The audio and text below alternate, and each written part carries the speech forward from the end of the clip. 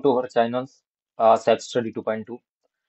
बघा आताचा एक नवीन इश्यू समोर येत आहे. तो म्हणजे काय की Priyanka Gandhi name in ED chargesheet how 2006 land deal embroiled her in PMLA केस.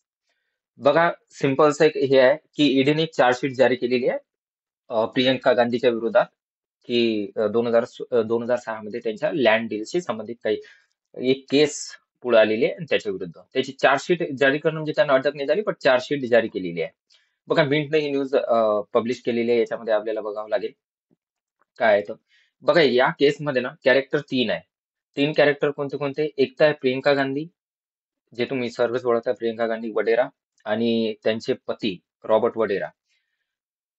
आणि एक एक कंपनी आहे या ठिकाणी तुम्हाला दिसेल का ईडीनं काय जारी केलं. एक सीसी थम्पी नावाची कंपनी आहे जे एनआरआय बिझनेसमॅनची कंपनी आहे. एनआरआय म्हणजे नॉन रेसिडेन्स इन इंडिया, तो बाहेर ठिकाणी राहते, इंडियामध्ये राहत नाही.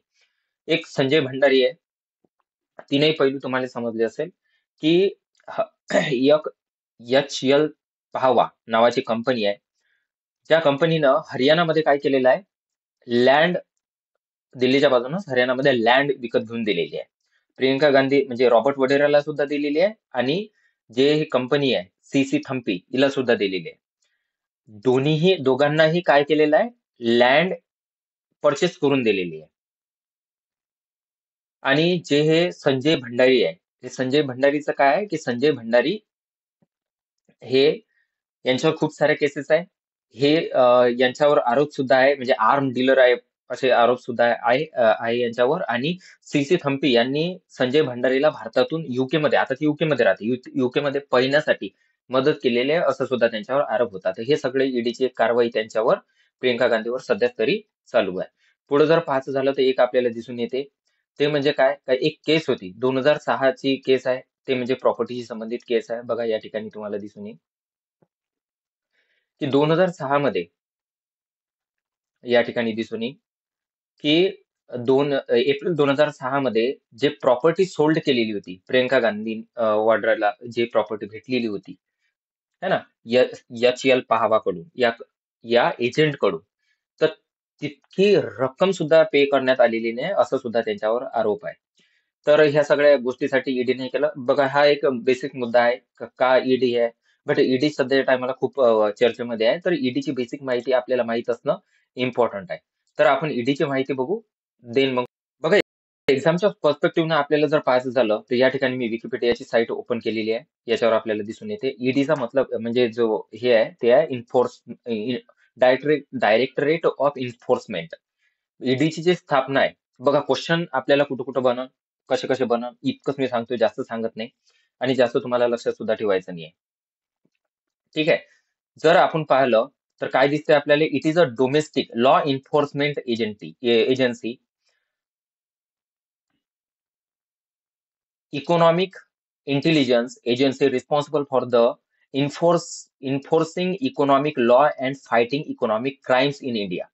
जर इंडियामध्ये पैशाशी संबंधित काही वाद झालेले असेल तर त्यांच्यासोबत फाईट करण्यासाठी ईडीची स्थापना करण्यात आलेली होती. It is a part of the department of revenue and finance ministry. तर मिनिस्ट्री लक्षात ठेवायचा का ईडी कोणत्या मिनिस्ट्रीचा पार्ट आहे, finance and department of revenue and finance मिनिस्ट्रीचा तो काय आहे, पार्ट आहे. याच्यामध्ये ईडी मनी लॉन्ड्रिंग झालं, फॉरेन एक्सचेंज झालं, हे सुद्धा आयएमपी आहे, हे लक्षात ठेवायचं आहे का काय काय रोल प्ले करते.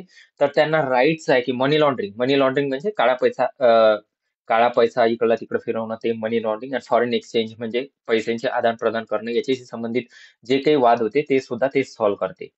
It's primary objective to curb the generation and circulation of black money and the ensuring the compliance with the law concerning foreign exchange and prevention of money laundering. Okay, तर मनी laundering, black मनी रोखण्यासाठी आणि मनी laundering थांबवण्यासाठी ईडीची स्थापना करण्यात आलेली होती. बघा एक ऍक्ट होता पहिले, ज्याला पीएमएलए ऍक्ट म्हटलं जात होतं, जसं the prevention of money laundering act, पीएलएमए ऍक्ट आहे हा. आणि याच्यानुसारच काय केलं गेलंय आता, जे या पीएमएलए न पॉवर दिली गेलेली आहे ईडीला, तर त्याची ते पॉवर प्ले करणारा ऍक्ट आहे, ईडी साठी पॉवर प्ले करणारा.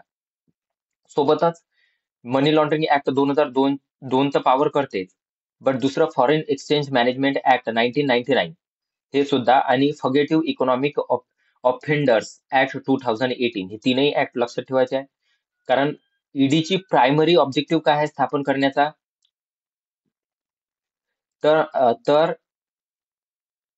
तर हे ऍक्ट एक तर पॉवर देते, आणि या ऍक्टच्या थ्रूच यायला काय करायचं आहे, वर्क करायचं आहे ईडीले. ठीक आहे. तर अशा प्रकारे आपल्याला ईडी बद्दलची माहिती आहे. कन्सल्टिंग इन्स्ट्रुमेंट या ठिकाणी दिलेला आहे. कधी स्थापना करण्यात आली? 1 मे 1956 मध्ये. हे इयर वगैरे किती वर्ष झाली, काय झाली हे नाही लक्षात ठेवलं चालते, पण 1956 मध्ये काय झालेलं आहे, ईडीची स्थापना करण्यात आलेली आहे. कोणत्या मिनिस्ट्रीच्या अंतर्गत? तर रिव्हेन्यू अँड मिनिस्ट्री ऑफ फायनान्सच्या अंतर्गत ही स्थापना करते. 3 ऍक्ट याला पॉवर देते. एक फॉरेन एक्सचेंज मॅनेजमेंट ऍक्ट, ज्याला फेमा म्हटलं जाते, 1999.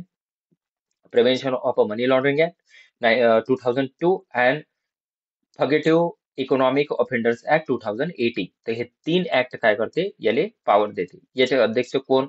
मिनिस्टर निर्मला सीतारामन आहे, आपल्याला माहित आहे. तर याच्या अंतर्गत हे डिपार्टमेंटच्या अंतर्गत येते. बघा, ईडी एक आता विवादास्पद होत चाललेला आहे. जसं विपक्ष पार्टीमध्ये जे लोक असते ते म्हणते की ईडीचा वापर आमच्यावर नियंत्रण करण्यासाठी किंवा आम्हाला दाबण्यासाठी केला जात आहे. जसं एखादं जर सरकारच्या विरोधात बोलत असेल तर ईडीची चौकशी त्याच्यावर होते. पण या विवादात न पडता एक फेडरल बॉडी म्हणून आपण त्याच्याकडे पाहिलं पाहिजे अभ्यासाच्या पर्स्पेक्टिव्हनं. राजकीय याच्यामध्ये आपल्याला घुसायचं नाही आहे. ईडीचा वापर काय आहे, कसा होत आहे, काय होत आहे, हा चर्चेचा विषय आहे. दुसऱ्या आणखी तर पॉलिटिकल तर आपण बोलणार नाही आहे, बट या ठिकाणी ईडीची माहिती तुम्हाला सगळी लक्षात ठेवायची आहे. Thank you very much.